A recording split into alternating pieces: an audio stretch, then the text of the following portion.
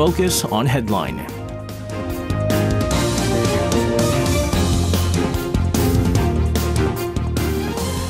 And let's take a look at what major issues are making the headlines today on Focus on Headline. And for this, joining us in the studio today, we have our reporters in Yoon Hae-jung and Kim Min-ji. Guys, welcome back. Good evening. Good evening to you guys. Rare moment at the National Assembly earlier today. Rival parties holding a plenary meeting at the National Assembly on Wednesday passed several key livelihood bills that have been stalled for months.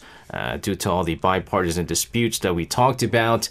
The whole process, endless process of bills being unilaterally passed by the main opposition DP and the opposition parties, that being sent over to the government and the cabinet voting on a request for reconsideration, and the president vetoing it and going for a revote and not getting 2/3 vote and being scrapped and being put up for another passage at the National Assembly. It's been an endless cycle. However, we did finally see some bipartisan support by the rival parties for the first time in the 22nd National Assembly. Hae-jung, you're going to start us off. Tell us what happened earlier at the Parliament. Right. Since the 22nd National Assembly kicked off in May, it marks the first time that the ruling People Power Party and the main opposition Democratic Party have passed such bills through an agreement. Through today's plenary session, a total of 28 bills, including the Nursing Act, the Jeonse Fraud Act, and the Guhara Act, were passed at the National Assembly.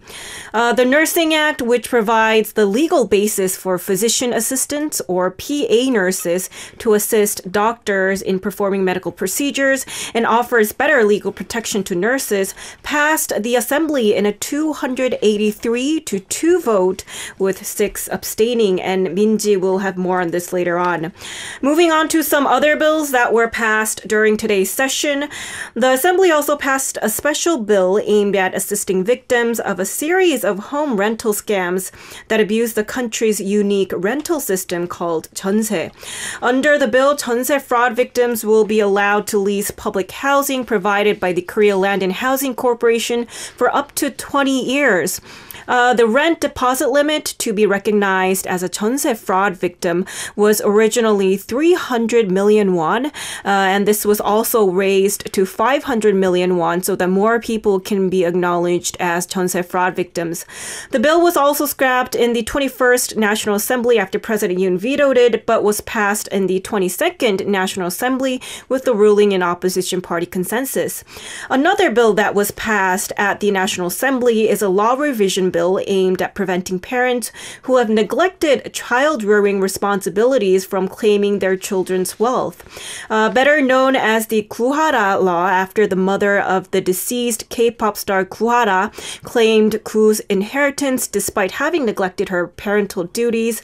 The bill was introduced in the 20th and the 21st National Assembly, but was discarded before the end of each term.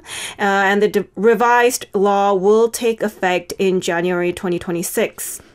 In the meantime, 6 bills, including the 4 broadcasting bills, the pro-labor yellow envelope bill, and the bill to hand out 250,000 won cash vouchers to all Koreans, which have been vetoed by President Yoon and sent back to the National Assembly, will be put to a revote at next month's plenary session. Yeah, and so with these bills and acts, I would not be surprised if it goes back into what it was before with the rival parties, where I believe it's not going to get the 2/3 majority that's required in order for it to be passed at the National Assembly. But again, especially the Guhara law, right? The Guhara Act has been something that's been put forth a while ago, a long time ago, but finally it's put forth.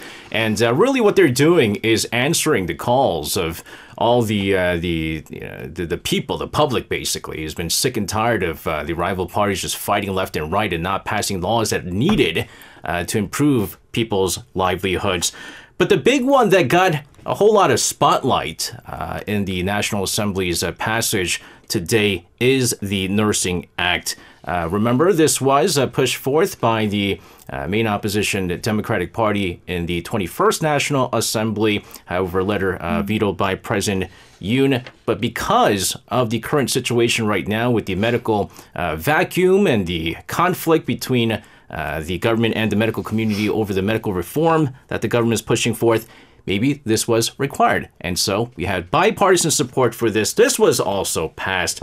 Of course, particularly what's in the spotlight is the scope of duties for the physician assistant nurses and the educational qualifications for nursing assistants. There's 3 different nurses. There's the PA nurses, there's the nurses, and the nurse assistants, which can be a little bit confusing here. But Minji, give us a roundup about what exactly happened with the passage of this law. Sure. So on August 27th, the Nursing Act legislation advanced significantly by passing through a subcommittee of the Health and Welfare Committee in the National Assembly, and it passed the National Assembly this afternoon. This move comes after extended debates, especially over the duties of physician assistant or PA nurses, and the act aims to protect the medical activities of PA nurses with specific duties to be defined by presidential decree reflecting compromises made with the opposition. The ruling PPP initially sought to explicitly define the duties, including examinations, diagnosis, and treatments, but they agreed to a more flexible approach through the subsequent regulation. Another debated issue was the educational qualifications for nursing assistants. The proposal to expand exam eligibility to include junior college graduates was excluded from the current bill after facing opposition. With bipartisan support, the bill proceeded quickly through further legislative stages, including the Judiciary Committee and the plenary session on August 28th. And the urgency to finalize this bill has been amplified by the Health and Medical Workers Union's planned strike on August 29th, which has pressured lawmakers to reach a consensus. And this swift action highlights the government's effort to address the concerns of healthcare workers while navigating the complex legislative process. Yeah, I mean, I remember initially when this was talked about and expanding the educational requirement, right, in order for you to get the nurse's license to a 4-year college. Instead of the 3 years or the 2 years that it was necessary in the past. But again, that being scrapped out here. But obviously, nurses, whether it be PA nurses or nursing assistants, are very happy with this. However, not everyone within the medical community happy with the decision and the way things are moving, from what I understand. Exactly. Not everyone is in favor of this legislation. The Korean Medical Association has voiced a strong opposition, warning that the enactment of the Nursing Act could threaten public health and cause confusion among healthcare professionals.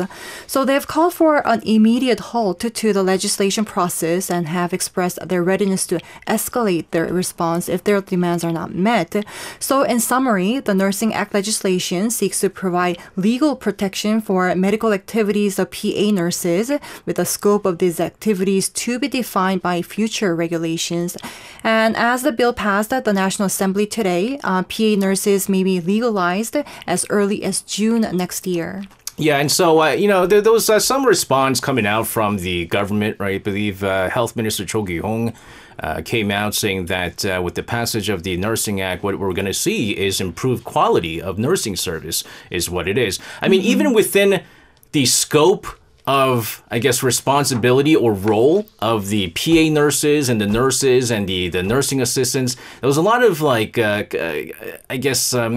conflict amongst each other, right? Because right. it's exactly what the doctors are saying. The doctors are saying they have not gotten the proper the medical education for them to get more responsibility. Therefore, they can't be given these rights or the legal protections or anything like that. And then when nursing assistants were getting more responsibility in their roles, the nurses were saying, whoa, you didn't go through the same education as us. And then the PA nurses are going, whoa, the nurses. But then they all came to a consensus on how to kind of distribute the roles right now. And the current consensus right now, if you are not a doctor, that is that given the current situation with the medical vacuum, with the lack of doctors right now, it's inevitable that the nurses need to have more responsibility, especially the PA nurses who might be able to do what some of the doctors were able to do, and especially given the fact that there's an absence of doctors right now. According to the top office on Tuesday, President Yoon Suk-yeol will be giving a press conference on Thursday to announce a set of major reform measures in the pension, healthcare, education, and labor sectors. Haejung, let's get the details of that. President Yoon will deliver a briefing to the nation and hold a press conference on Thursday to highlight his administration's major policy tasks. A presidential official said Tuesday that the briefing will focus on the government's goals and progress in reforming the public pension system, the labor environment, the medical sector, and education. These are the four major reform areas, and on top of that, President Yoon will cover ways to improve the nation's chronically low birth rate. So it's dubbed the 4+1 reform tasks. The president will explain the comprehensive reform plan and take questions from reporters. A major focus will be the long overdue pension reform as South Korea faces the challenge of its pension fund depleting faster than anticipated due to an aging population and declining birth rate. And the current national pension fund is projected to run out by the year 2055. The presidential office said that the keywords for the upcoming briefing are people's livelihoods, safety, reform, and communication. And in May, President Yoon did hold a national briefing and press conference to mark his second year taking office. Just doing some calculation right now. If I'm eligible to receive pension in 2055, I'm not. And it was only 2 years ago that they forced me to pay into the pension. I did not know that as a freelancer and as a foreigner that I had to pay into the pension, but depending on which country you're from, apparently you have to pay into the pension, and now I am, but I don't fall into that 2055. Definitely needs to be a reform. It's been a long-standing issue here in the South Korean society. As we are approaching the Chuseok holiday, and it's a sweet one this year because it's a pretty long one with the weekend kind of caught in the front.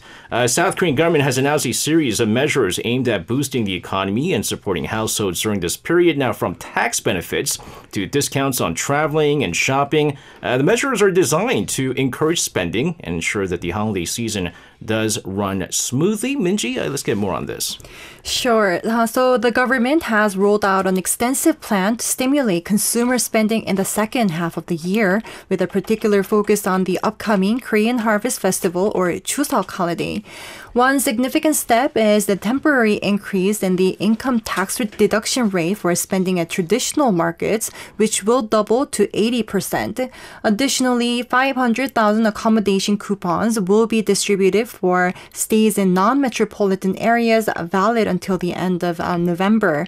To further encourage domestic travel, road tolls on major highways will be waived from September 15th to 18th, and parking fees at airports will also be waived for domestic travelers. And moreover, the government is expanding its vacation support programs, adding 50,000 more workers eligible for travel expense subsidies. Safety measures are also a top priority. The government will maintain an emergency medical response team throughout the holiday to address potential issues like the resurgence of COVID-19 and the shortage of resident doctors. Safety inspections will be conducted in high traffic areas like traditional markets and transport hubs, and that is to prevent accidents during the holiday rush. And in addition to these domestic efforts, the government is focusing on boosting tourism by expanding international flight routes, particularly in East Asia like China, Taiwan, and Japan, by more than 25% in the second half of the year. They're also planning various sale events, including the Korea Sale Festa in November, to stimulate consumer spending. Finally, the government is encouraging the use of onnuri gift certificate by increasing the purchase limit and discount rates for both paper and mobile versions on September. So the onnuri gift certificate is a system to encourage spending in traditional markets in South Korea. And overall, these measures reflect a concerted effort by the government to boost the economy, ensure a safe holiday season, and provide some relief to households and businesses as we approach Chuseok. Yeah, so there's been some concerns, right, over the decrease in consumer spending, money's not being injected into the economy, and so the main opposition party and the government had bickered over how to go about resolving this issue, and part of the 250,000 won cash handout bill by the DP was to stimulate that. But of course, another thing that you had to take into consideration was inflation. And so one of the things that we learned by seeing what the U.S. was doing is if you hand out a lot of cash, it's going to lead to inflation. And then the argument was, 250,000 is not a lot, and it's not going to cost, it's not going to be, too much. And back and forth here, but. The other concern right now, it's a 5-day holiday, I think, right? You have Saturday, Sunday, then you have Monday, Tuesday, Wednesday off, and then I bet you some people are going to have they're going to take Thursday and Friday off and just have the entire week there. But what we've been seeing, one of the trends that we've been seeing is that a lot of people are traveling overseas. Right. So if you travel overseas, then you're not spending the money inside the economy, which is why they're doing all this stuff with the tolls and stuff like that, and so that people stay inside the country and spend money inside the country. But unfortunately, we have been seeing sort of a different culture, societal change when it comes to these extended holidays. We don't stay at home or in their relatives or their family houses, but instead travel abroad.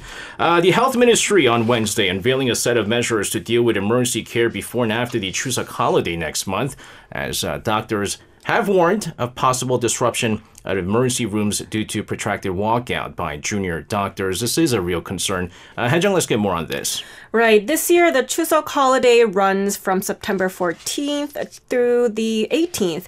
And faced with the resurgence of COVID-19 patients, some doctors have said emergency rooms could be crippled during the holidays at a time when thousands of trainee doctors have left their posts in protest of the government's medical reform. So the government has designated 2 weeks surrounding the Chuseok holiday as an emergency response week. Under the measures, health authorities will keep more than 4,000 hospitals and clinics operating on call from September 11th to the 25th, along with 29 emergency rooms for critically ill patients. Military and public hospitals will also operate in emergency mode. The temporary increase on medical fees that was applied to 408 emergency medical centers during the holidays will be extended to an additional 112 emergency medical facilities so that patients with mild cases will visit other hospitals. Information on hospitals and clinics that will be open during the holidays, as well as 160 COVID-19 partnering hospitals, fever clinics, and pharmacies will be actively promoted by the government. Related information can be found on the Emergency Medical Portal and through the Ministry of Health and local government call centers. In the meantime, Health Minister Cho Kyu-hong urged nurses and other non-doctor medical workers to refrain from participating in the planned strike set to begin on Thursday, which came in response to the lingering medical vacuum. The Korean Health and Medical Workers Union, which represents some 30,000 nurses and medical workers, have vowed to proceed with the walkout, demanding improvements in working conditions amid the serious strain caused by thousands of trainee doctors walking off their jobs. It's really concerning, right? It's already kind of worrying before when we didn't have this medical vacuum, Chuseok holidays, which hospitals are open, which emergency rooms are open, and there was always information and guides given to how to get medical treatment in case of extended holidays. But now, even if you know which hospitals are open, it's who knows if you're going to be able to get treated.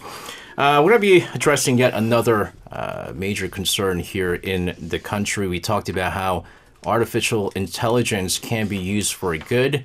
However, in the wrong hands, it can be used for terrible things.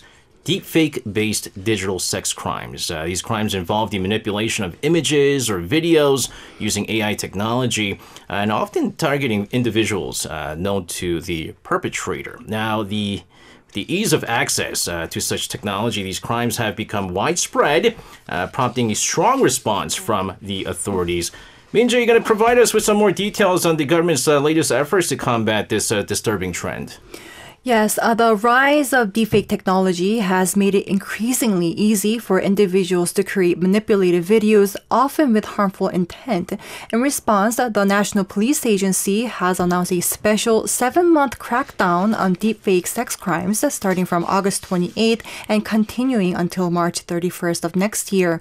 This crackdown will involve the dedicated efforts of cyber sexual violence investigation teams across the country who will work to track and apprehend those involved in the production and the distribution of these false videos.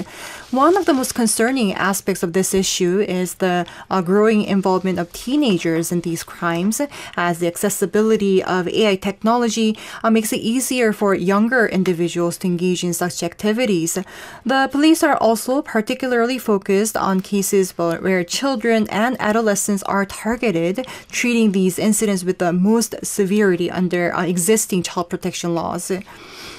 And to bolster their efforts, the police will use advanced tools like deepfake detection software and also cooperate with international partners. They're also considering expanding undercover investigations to include digital sex crimes against adults, which are currently limited by law to cases involving minors.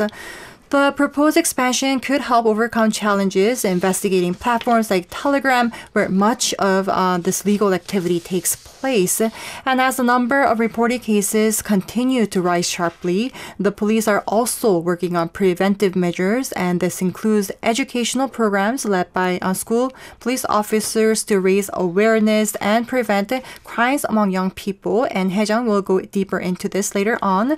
And the government is also committed to addressing this issue head-on and is urging the public to report any suspicious activities. And in related developments, legislation is being considered to allow for a broader undercover investigations into digital sex crimes, targeting not just minors but also adults. And this could be a significant step in closing the current legal gaps and also enhancing the effectiveness of law enforcement in combating these crimes. It's really disturbing, right? I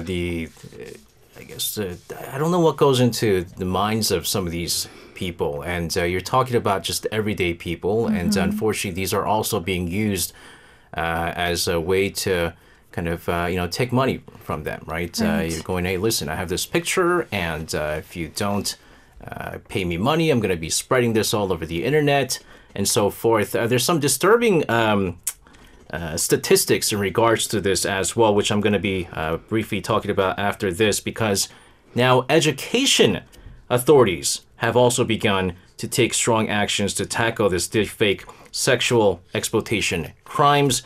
Haejang, you have more on this.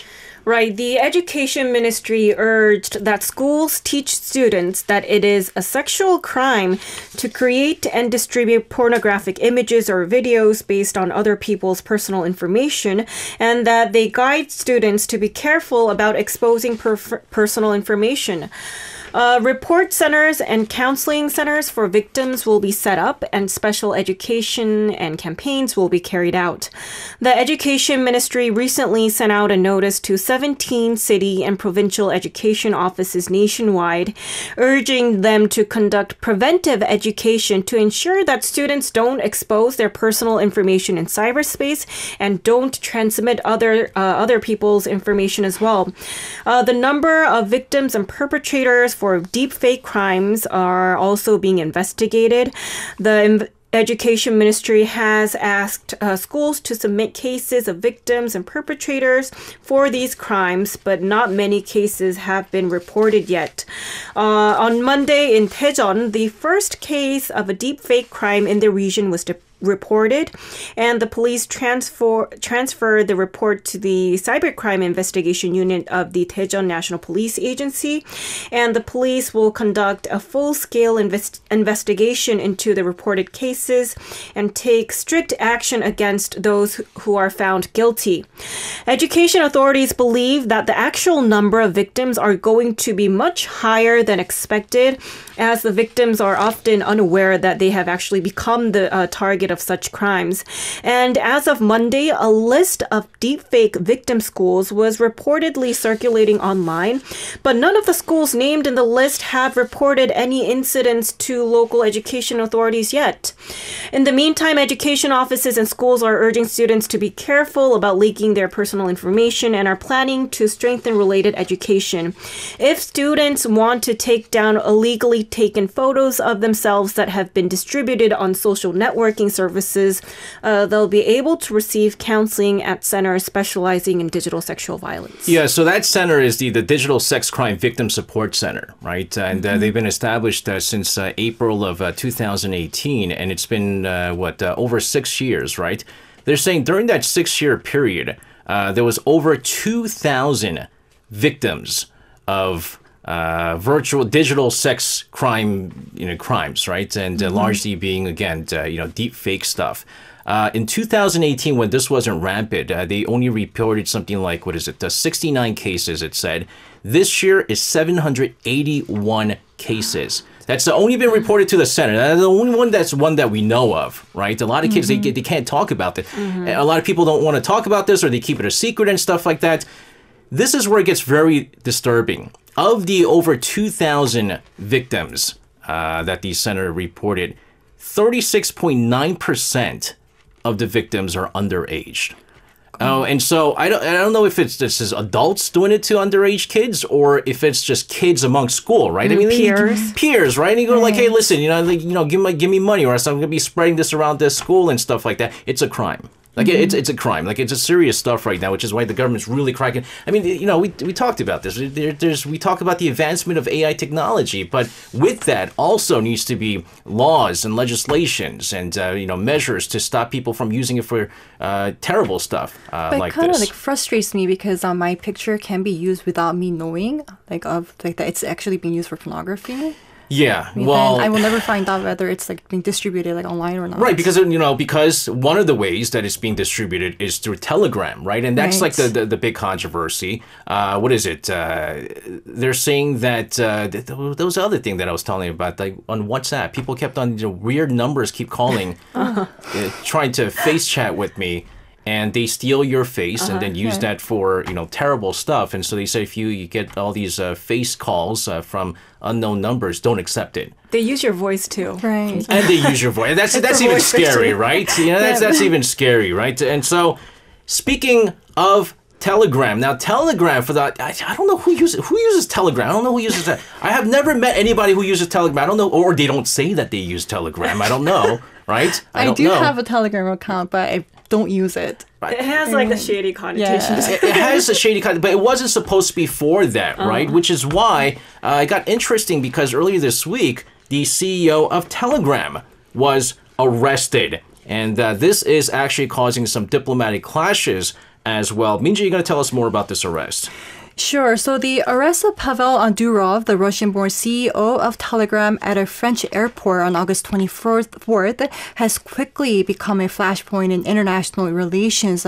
So Durov is facing some serious accusations related to allowing the spread of crimes like child pornography and drug trafficking on the Telegram platform. And this case is not just about legal issues, it's also stirring significant political tensions between Russia and France. Kremlin has responded strongly, with officials stating that if France fails to provide concrete evidence of the charges against Durov, the arrest will be seen as politically motivated action. Russian leaders, including high-ranking members of the government, argue that this incident may be part of a broader effort to restrict communication freedoms. They also suggest that the United States might be involved given the upcoming U.S. presidential election and the strategic importance of controlling platforms like Telegram. So this situation is further complicated by the fact that Durov holds both Russian and French citizenship, which adds a layer of complexity to the legal and diplomatic discussions. Russian authorities authorities have emphasized their readiness to provide Jura with all necessary support for his legal defense.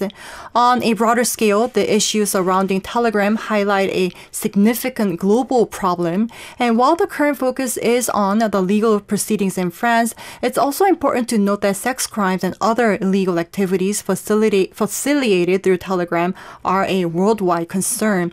These issues are not confined to any one country, and similar challenges have been faced in South Korea and other parts of the world.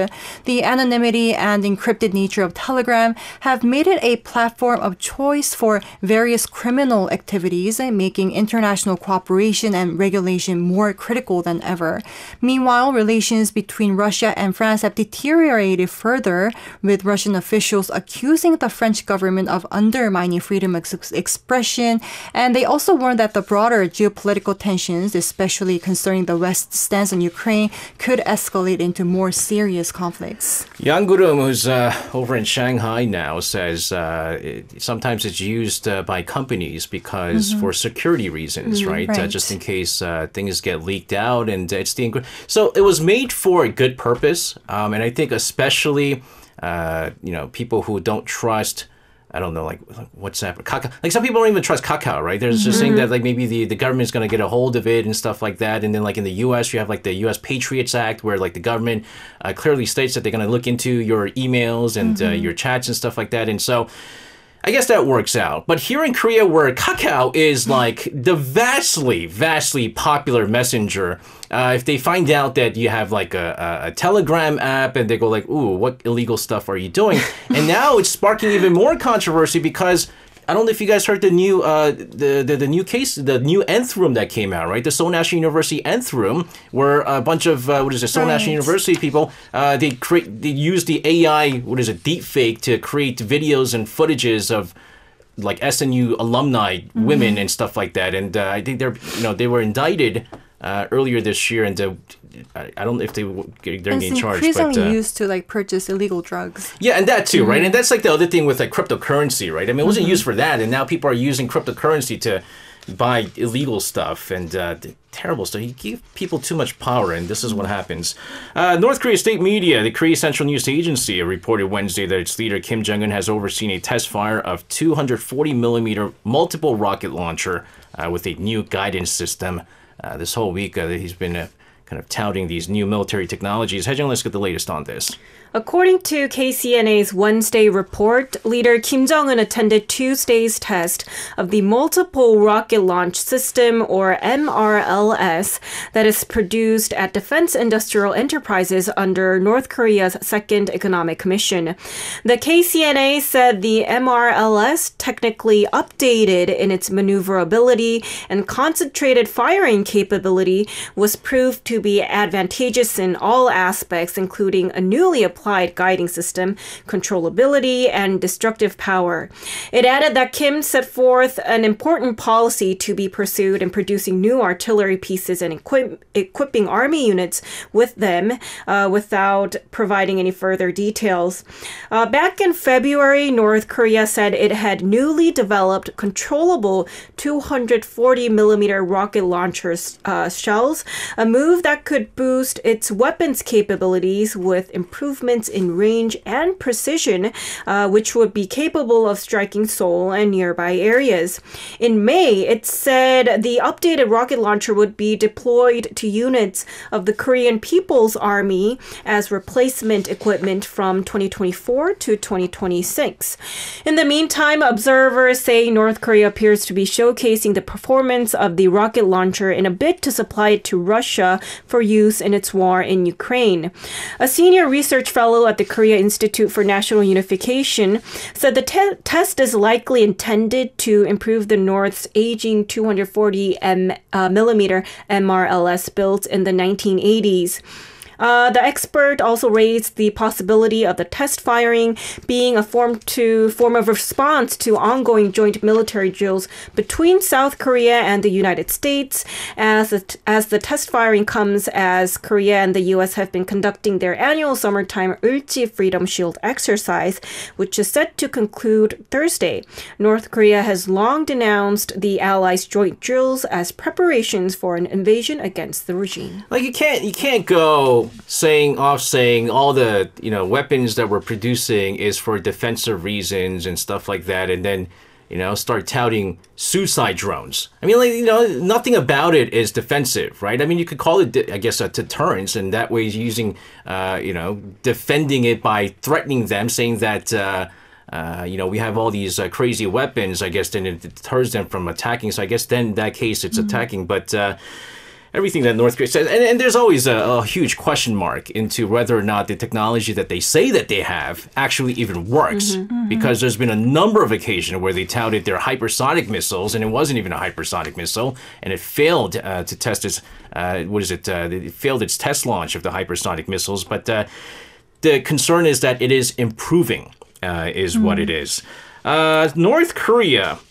This is interesting. They registered 13 submarines with the International Maritime Organization, this marking the first time it's actually done so, and the development has caught the attention of military analysts and governments alike, raising question about the implication of North Korea's recent moves. Minji, you have more on this. Sure. So North Korea recently registered 13 submarines, including the Kim Gun-ok hero ship with the International Maritime Organization, or the IMO. And this registration includes 11 Shark-class submarines and 2 Sinpo-class submarines, and the 824 hero ship and the Sinpo C-class Kim Gun-ok hero ship. Each submarine has been assigned a unique IMO identification number, with the Kim Gun-ok hero ship being noted as constructed in September 2023. And this marks a significant development because while North Korea has previously registered regular warships with the IMO, this is the first time it has registered submarines. The move has sparked interest among military authorities, particularly in South Korea, as they consider the potential reason behind this decision. So analysts consider that North Korea might be preparing these submarines for joint exercises with countries like China or Russia, and using the registration as a preemptive step for operations in international waters. And additionally, this move may be an effort to legitimize their naval activities under international maritime regulations, which signals a strategic approach to navigating global waters. Yeah, I mean, they did this with the, their satellite launch, right? They alerted the IMO saying that, listen, there's going to be some debris, and we are doing exactly what all the countries are doing, because what we're doing is absolutely legal. It's under our jurisdiction. It's under the law. I mean, we're following all the steps that you guys are doing. What makes it so different from us? Well, you guys are using ballistic missile technology. It's under the UN Security Council resolutions. And with this, I would be surprised if China, to be honest with you, does joint military drills with North Korea, given the current situation right now. But Russia, for sure, right? And then they're going to be like, well, I mean, what's different with South Korea and the U.S. Holding these drills? I mean, you guys had the South Korea, U.S., Japan joint drills. They're going, why can't we do this, right? And so this is exactly what they're doing. It's their way of, kind of picking at, South Korea, the U.S., and the allies here. All right, guys, as always, thank you very much for your reports. Stay safe, and we'll see you guys again. Thank you. You can listen to Korea Now with me, SJ Lee, by downloading the Arirang Radio application, or tune in online by visiting www.arirangradio.com. So make sure you tune in Mondays through Fridays, 6 p.m. to 8 p.m. Korea time.